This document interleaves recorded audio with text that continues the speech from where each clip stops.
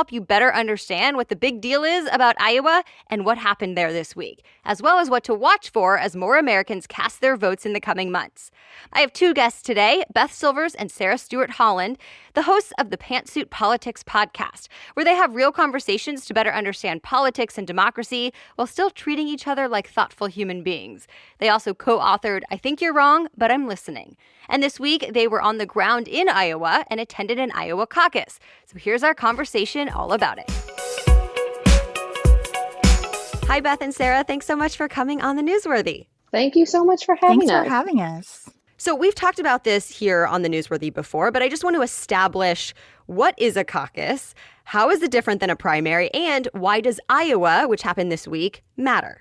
Instead of going to a precinct to go into a secret ballot booth and cast your vote, you show up at a high school gym or cafeteria or elementary school or church basement and gather with the people who are in your precinct.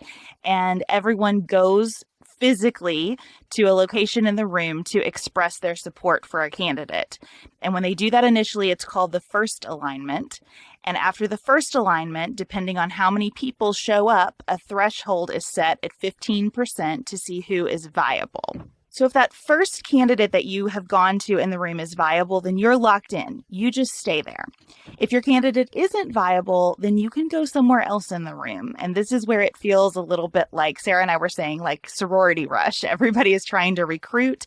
So it's kind of a crazy, raucous process, and it is really fun to be part of. And what's the argument for a caucus over a primary? Well, I think the argument for Iowa's caucus in particular is that it's basically ranked choice voting, which means you don't have to just take this winner take all mentality that I've got to pick the candidate that actually has a chance of winning. You can really assert some preferences, right? If you're supporting Andrew Yang, you don't have to say, well, I love this guy, but he's got no chance, moving on. Because there's a real chance, as there was at our caucus, that other candidates might need Andrew Yang supporters in order to reach viability. And then that becomes something that whoever adopted Andrew Yang supporters really has to consider, right? Okay, so if you're Pete Buttigieg and Andrew Yang supporters came over to you, you maybe are thinking, okay, well, they're not moderates because they didn't start with me, but they have moderate tendencies, but they really, really care about automation, or they really, really think the freedom dividend and some real big structural changes need to come our way. And I need to keep that in mind as I move forward because I don't want to lose their support for next time. So why does the Iowa caucus matter? Well, that's a matter of lots of debate, right?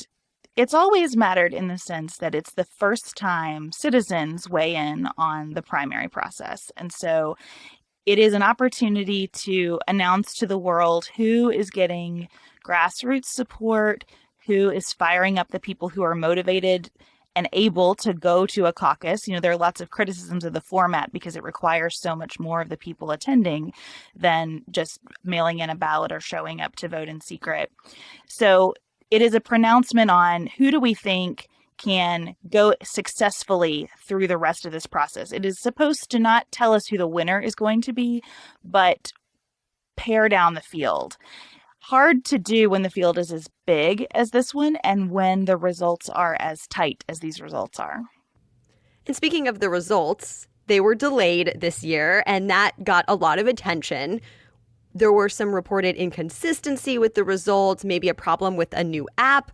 So what happened, and what did it feel like on the ground, both while you were there and as you were waiting for a delay? I think it felt like any all-volunteer events. It felt like, from sorority rush to any other sort of high stakes event where you're trying to pick and volunteers are running it. Everybody felt a lot of pressure, but it's not particularly surprising that things, people got confused or it went off the rail. I mean, I think the biggest deal with this particular caucus is that they maybe tried to do too much too soon, right? I think they had big changes to the way they did alignment.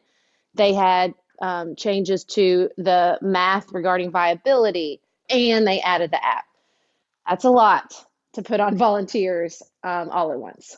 Yes, and I think no one is more critical about this than Iowans. We experienced that people on the ground were devastated, that these results have been so delayed, that there are questions about their validity. They're really sad about the way this process rolled out this year.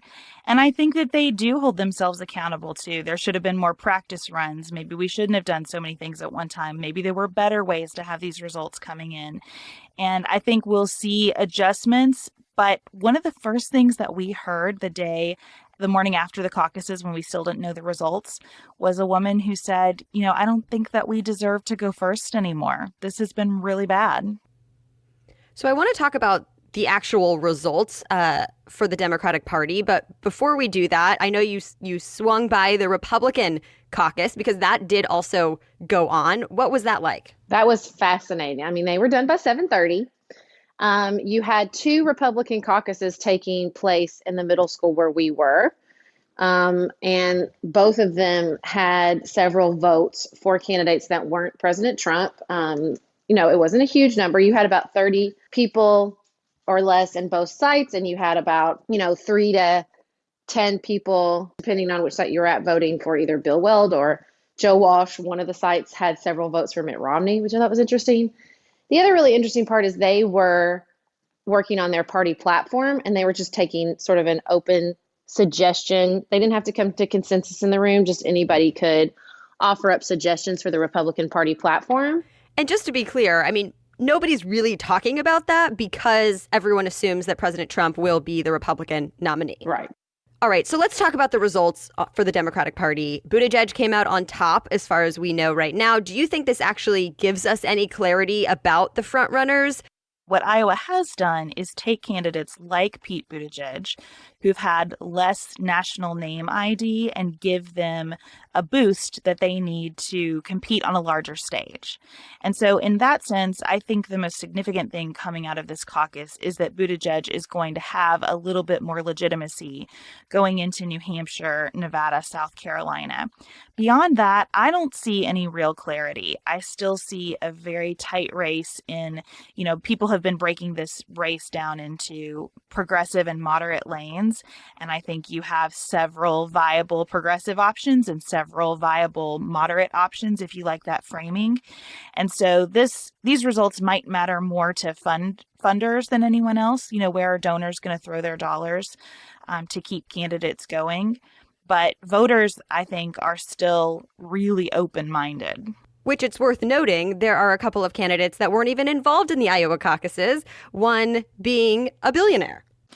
I think that's very much worth noting. And we heard that in Iowa, too. Several people saying, Mike Bloomberg is out there simmering under the surface and is not being paid enough attention to. Final thoughts about what to watch as we go into the rest of the primary season. New Hampshire is a very different process than Iowa, and so seeing what happens when people can only vote their first choice will give us very different information, I think, than what we got out of Iowa. And I would watch the fundraising numbers because at some point, if voters remain so divided about this field, I do think that who's going to get the stamina in terms of big dollars behind their campaign to continue might end up being dispositive. And you can get more from Beth and Sarah over on the Pantsuit Politics podcast. And as always, you can read more about all the news stories we talked about today at thenewsworthy.com in the episodes section. Or sign up at the bottom of our homepage to get our daily or weekly news recaps and tips right in your inbox. Thank you so much for listening. The Newsworthy is here for you by 4 in the morning every weekday. We'll be back with more news tomorrow. Have a great day.